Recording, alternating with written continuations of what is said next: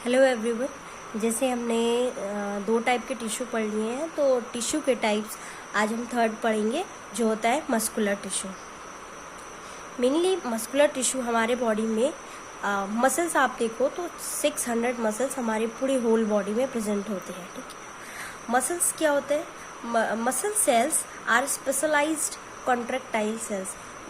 Muscles tissue तो वो भी एक सेल से मिलके बनता है। तो मसल सेल्स क्या होते हैं? एक स्पेशलाइज्ड कॉन्ट्रैक्टाइल, मेनली इसका कॉन्ट्रैक्शन का काम होता है ये मसल सेल्स का, जो लोकोमोशन एंड मूवमेंट में हेल्प करता है। ऑल्सो कॉल्ड फाइबर्स, इसको फाइबर्स भी कहा जाता है। These fibres are composed of numerous fine fibrils called microfibrils. ठीक है, मायोफाइब्रिल्स ये जो होते हैं, ये फाइबर्स किससे मिलके बनते हैं? बहुत सारे फाइन फाइब्रिल्स से बनते हैं, जिसको मायोफाइब्रिल्स बोला जाता है। जैसे आप ये डायग्राम में देखो, ये एक स्केलेटल मसल्स है, जो इसमें स्ट्रिएशंस प्रेजेंट होती है। आप एक स्केलेटल मसल्स की क्रॉस सेक्शन आप देखोगे तो उसमें मेनली आप देखोगे कि ये जो इसकी कवरिंग क्रॉस सेक्शन आप देखोगे तो मेनली इसकी कवरिंग जो होती है वो कनेक्टिव टिश्यू की होती है, जो ये बाइंड करके रखता है मसल्स को बोन से। ठीक है, अब एक क्रॉस सेक्शन इसके अंदर क्या होता है कि एक कनेक्टिव टिश्यू की जो अपर सबसे ऊपर की कवरिंग होती है उसे एपीमाइशियम बोला जाता है। ठीक है, उसके अंदर आप देखोगे और उसके अंदर क्या होते हैं कि मसल्स फाइबर्स या फिर मसल सेल्स इसके अंदर प्रेजेंट होता है। इस कवरिंग एंड एपीमाइशियम के अंदर बंडल्स फॉर्म में कुछ पैचेस जैसा आपको ये देखने को दिख रहा है, इसको फेसिकल बोला जाता है, जिसके अंदर बहुत सारे फाइबर्स प्रेजेंट होते हैं, मसल्स फाइबर्स प्रेजेंट होते हैं, या फिर आप बोल सकते हो मायोसाइट, मसल्स के सेल्स जो होते हैं इसके अंदर प्रेजेंट होते हैं। और हर एक फाइबर्स के अंदर बहुत सारे मायोफाइब्रिल्स प्रेजेंट होते हैं। ठीक है, और जो अपने फेसिकल होते हैं उसकी कवरिंग को बोला जाता है, वो भी एक कनेक्टिव टिश्यू की कवरिंग होती है, और उस कनेक्टिव टिश्यू का नाम होता है पेरीमाइसियम। एंड जब आप मसल्स फाइबर्स पढ़ोगे कि तो एक स्पेसिफिक मसल्स फाइबर्स की कवरिंग को भी एंडोमाइसियम बोला जाता है, वो भी एक कनेक्टिव टिश्यू से ही बनता है। ठीक है, अब आप क्या करोगे कि हमें क्या करना है कि एक मसल्स फाइबर्स की स्टडी करना है, मतलब हमारे मसल सेल्स जो फेसिकल के अंदर प्रेजेंट होते हैं, एक मसल्स सेल्स को अगर आप बाहर निकाल के आप देखोगे, उसकी क्रॉस सेक्शनिंग करोगे तो आपको एक ऐसा स्ट्रक्चर देखने को मिलेगा। ठीक है, जिसमें क्या होता है कि ये एक अपना मसल्स फाइबर्स है। इस मसल्स फाइबर्स में इसकी कवरिंग जो होती है उसको सार्कोलेमा बोला जाता है। ठीक है, इसको सार्कोलेमा बोला जाता है, और इसके अंदर क्या होता है कि साइटोप्लाज्म प्रेजेंट होता है, जिसको सार्कोप्लाज्म बोला जाता है। इसमें आप जब माइक्रोस्कोप के अंदर देखोगे तो आपको स्ट्रिएशन देखने को मिलेगी, एक बैंड फॉर्म में लाइंस देखने को मिलेगी, कुछ डार्क होंगी कुछ लाइट होंगी। तो इसे बोला जाता है डार्क बैंड और लाइट बैंड। किसके थ्रू होता है? ये कॉन्ट्रैक्टाइल प्रोटीन प्रेजेंट होते हैं इसमें, जिसे बोला जाता है एक्टिन और मायोसिन। जो अपना मायोसिन होता है, जैसे आप स्ट्रक्चर में देखो ये होता है, इसके अंदर एक ये बैंड्स जितने प्रेजेंट होते हैं उसको अगर आप अच्छे से खोल के देखो तो आपको ये बैंड फॉर्म में दिखेगा। तो जो डार्कर दिखता है, जैसे आप पिंक वाला देखो तो ये मायोसिन होता है, ये थिक होता है, मोटे होते हैं इसलिए ये डार्क दिखता है। ठीक है, और जो अपना एक्टिन होता है वो थिन होता है, इसलिए वो पतले दिखते हैं, लाइट दिखते हैं। ठीक है, और जेड लाइन इनके बीच में प्रेजेंट होती है, और एक्टिन मायोसिन इसके ऊपर ओवरलैप हुआ होता है। ठीक है, ये रिलैक्स स्टेज है। ठीक है, उसके बाद क्या होता है कि जो अपना सार्कोप्लाज्म होता है वो मायोग्लोबिन कंटेन करता है, जिसका काम क्या होता है? ये ऑक्सीजन को स्टोर करके रखता है। ठीक है, और जो और gap between light band and dark band, दो डार्क बैंड के बीच का जो गैप होता है उसको सार्कोमियर बोला जाता है, जो एक फंक्शनल यूनिट होती है मसल्स फाइबर्स की। अब क्या होता है कि ये एक्टिन और मायोसिन वर्क कैसे करता है? ये कॉन्ट्रैक्ट करता है। ये क्या होता है कि जब हमें नर्व से अपने ब्रेन से स्टिमुलस मिलती है तो ये क्या करेगा? कॉन्ट्रैक्ट करेगा। कॉन्ट्रैक्ट करने पे क्या होगा कि कैल्शियम रिलीज होगा। ये कैल्शियम क्या होगा?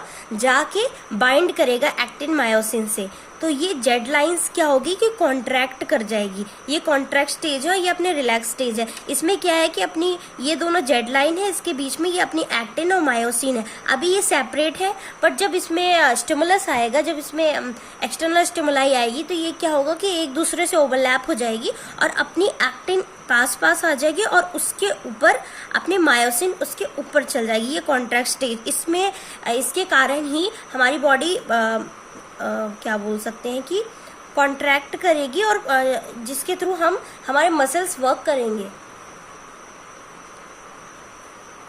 ये पढ़ते हैं, muscles tissue is able to contract and relax. मतलब मसल टिश्यू की एबिलिटी होती है कि वो कॉन्ट्रैक्ट करे, रिलैक्स करे, प्रोवाइड मूवमेंट। ये मूवमेंट प्रोवाइड करता है within body of body itself, body के अंदर भी और बॉडी को खुद बॉडी को भी।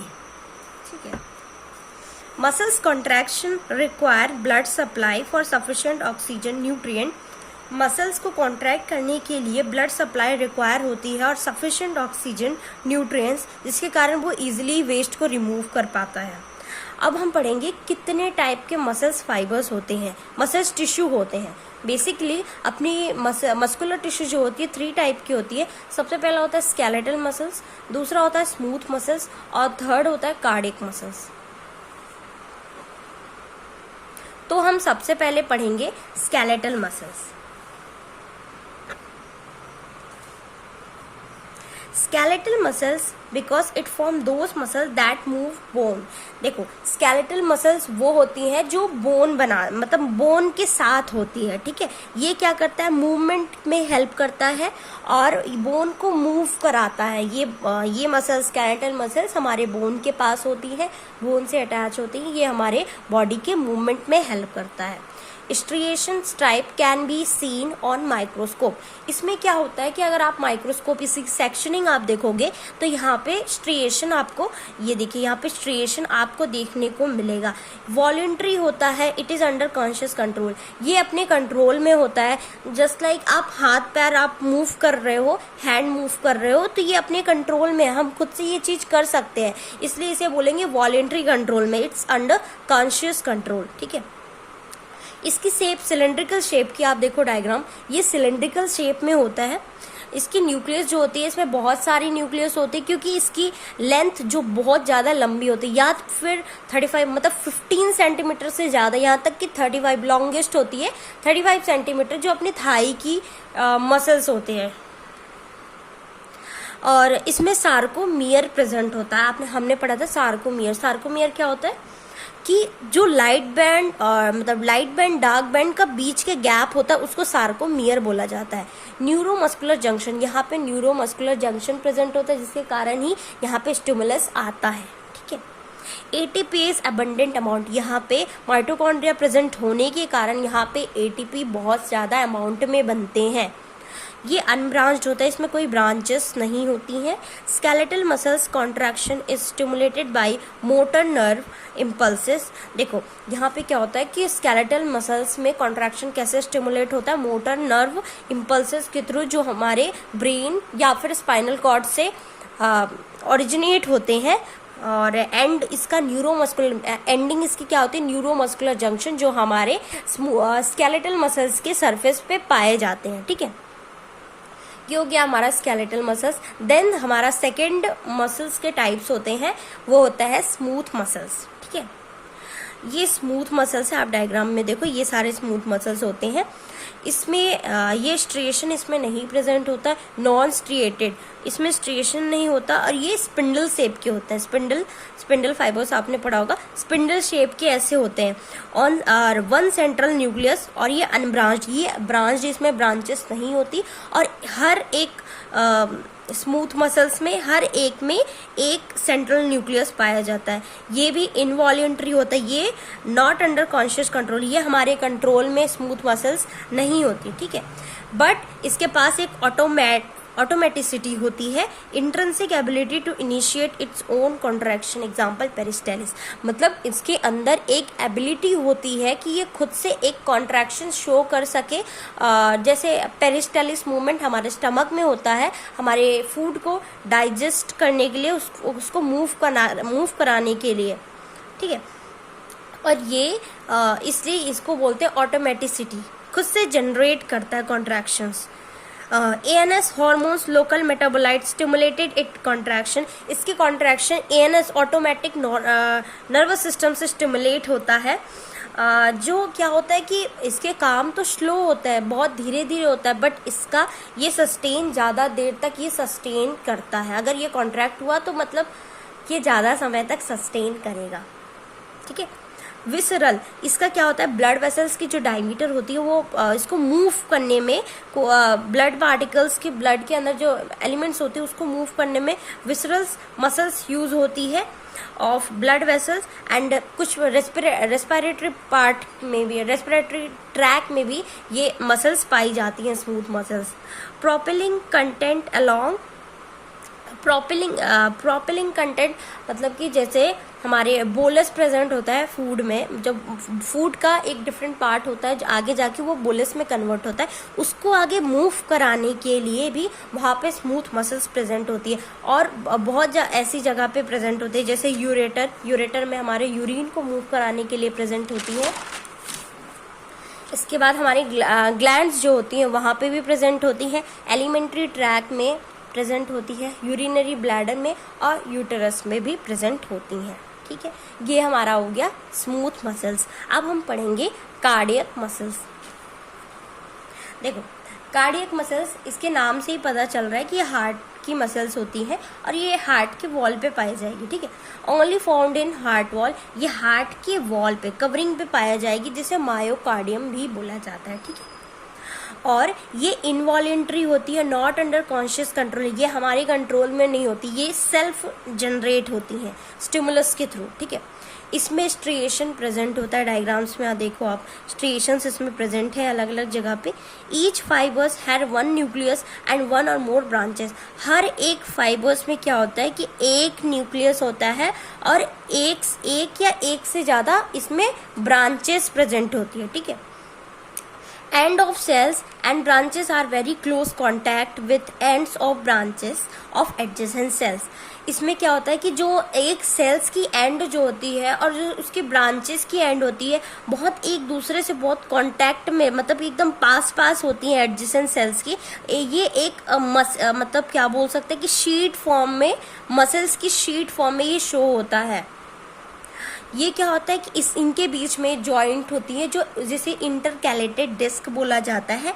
ये अपनी स्ट्रिएशन जो होती है उससे ज़्यादा ये डार्कर शो होता है। When heart contract, a wave of contraction on spread from cell to cell across intercalated disc. देखो क्या बोल रहे हैं कि जब हार्ट अपना कॉन्ट्रैक्ट होता है, कैसे कॉन्ट्रैक्ट होगा, स्टिमुलस आएगा, क्योंकि इसे पेस मेकर ऑफ बोला जाता है हार्ट को, क्योंकि ये खुद से अपनी सेल्फ स्टिमुलस जनरेट करता है और उसके बाद ही कॉन्ट्रैक्ट होके अपनी ब्लड सप्लाई होल बॉडी में ट्रांसफर करेगा, ठीक है।